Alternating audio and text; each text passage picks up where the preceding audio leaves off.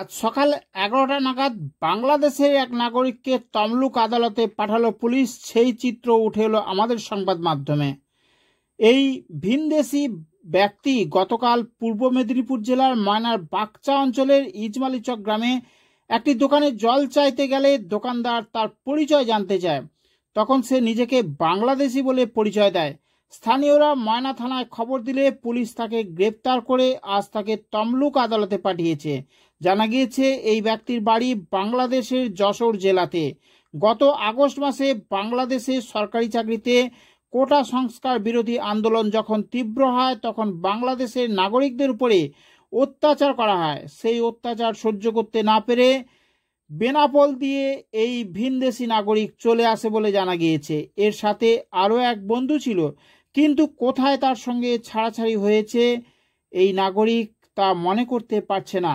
তবে আমাদের সংবাদ মাধ্যমে মুখোমুখি হয়ে এই বাংলাদেশি নাগরিক কি বলল শুনুন।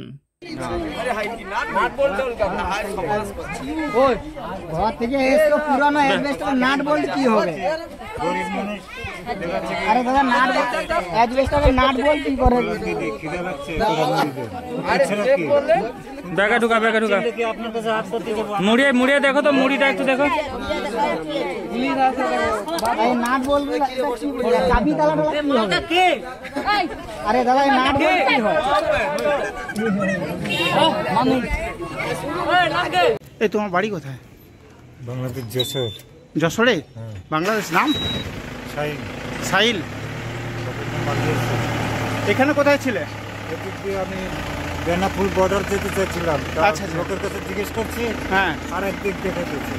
গরিব মানুষ, অশিক্ষিত।